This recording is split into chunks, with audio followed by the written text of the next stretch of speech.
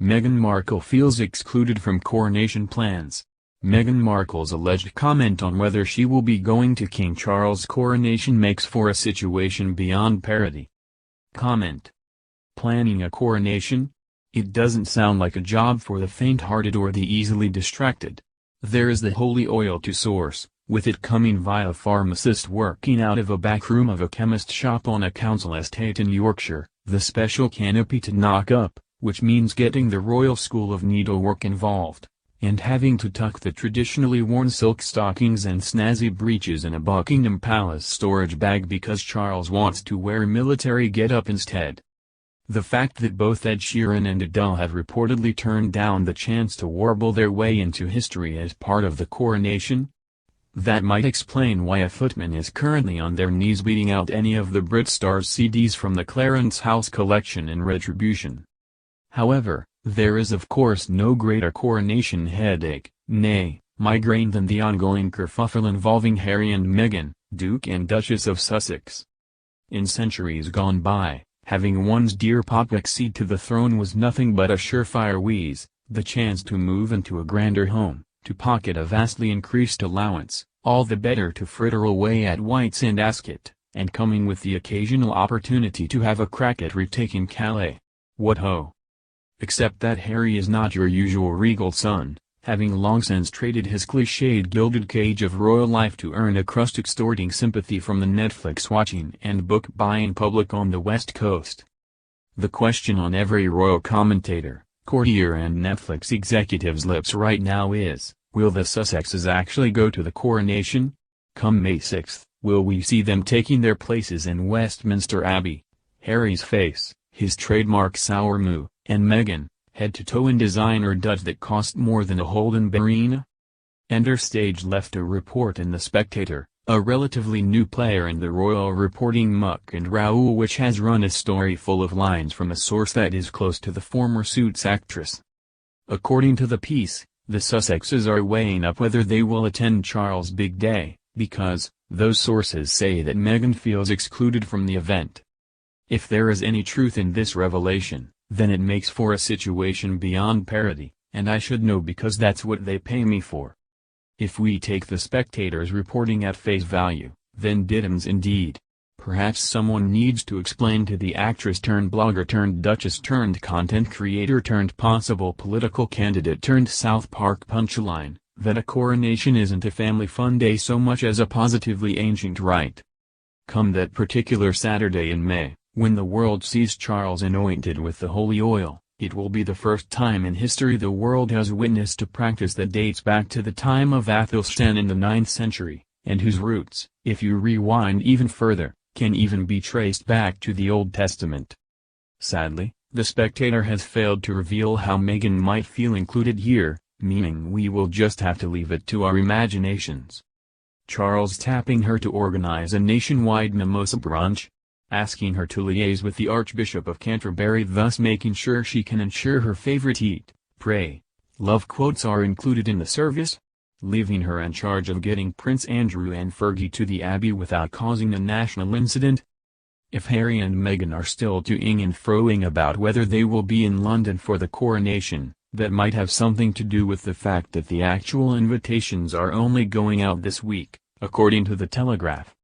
This week, that paper's royal editor Victoria Ward revealed that the couple are in quite the pickle over whether to go or not, with a friend of theirs saying, "It's complicated. There are a million different variables. Anybody could understand the couple's predicament." Complicating things, per the Telegraph, is that the couple don't want to appear to snub his father, but if they do go, they run the risk of being booed. If the Duke and Duchess do decide to jet into London, they will play no official part in proceedings. Charles has reportedly done away with the part of the coronation that would usually see royal dukes pay homage to him, with only Prince William, given he is Prince of Wales, playing an actual part in the ceremony. So too will the Buckingham Palace balcony be likely off-limits to Harry, Meghan and every other Windsor who does not work full-time to support the crown. This does not change the fact that to say a lot is riding on the Sussexes' coronation decision, for everyone involved, is a bit like calling the Titanic a slightly leaky boat. The irony here is, if Meghan really does feel excluded, then she should take heart in the fact that her and Harry's presence, or absence, will, either way, likely prove a distracting sideshow to the main event. No matter her feelings, the 41-year-old and her husband, will, by dint of their histrionics and pouty media outings of the last 3 years, at least get co-star billing. In scenario A, the minute we see one of Meghan's giant Vita Rossi-clad feet stepping into the millennium-old Abbey, which has been the scene of coronations since 1066, TV cameras and the global press horde will be trained on her and Duke of the Manly Necklace, to catch every blink and glance at the Prince and Princess of Wales. Scenario B would see the Sussexes decide they would prefer to stay home in California to listen to neighbor Orlando Bloom slam poetry, or to doodle in their gratitude journals, or to email Jeff Bezos, for the umpteenth time trying to catch a development deal rather than having to face his wintry family. Even then, the Sussexes' non-attendance would set off an international media hoo-ha, that's the technical term, you know, and take attention away from Charles and the giant historic moment.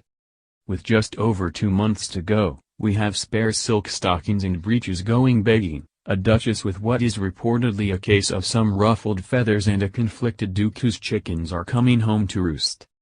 After the last 2 months, Netflix and Penguin Random House might be happy as clams with their freshly bulging balance sheets, but Harry now finds himself stuck with the consequences of launching Hurt Feelings Incorporated. And the king? I think we can pretty safely assume that Charles has not lost a single wink of sleep fretting about his daughter-in-law's potentially hurt feelings about not being made to feel more of a part of things, with His Majesty tossing and turning in bed as Queen Camilla ignores him rereading Black Beauty with her nighttime hot toddy. After all, someone has got to work out what to get the Archbishop as a thank you present for conducting the long, tricky service. Shropshire maybe? Cuando oí tu voz, supe que había encontrado el amor de mi corazón.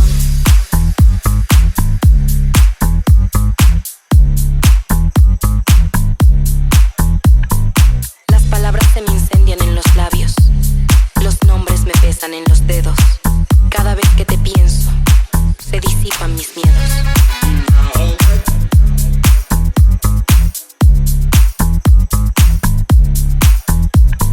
Me gusta cuando bailas así. Cuando vengas calla, cuando vengas no me avises.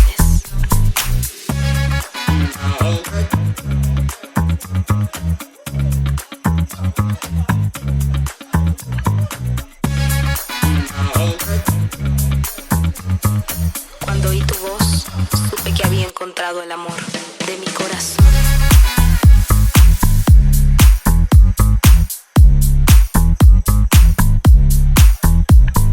Las palabras se me incendian en los labios, los nombres me pesan en los dedos. Cada vez que te pienso, se disipan mis miedos.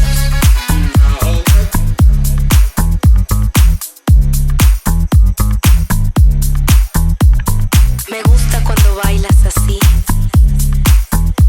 Cuando vengas calla, cuando vengas no me avises.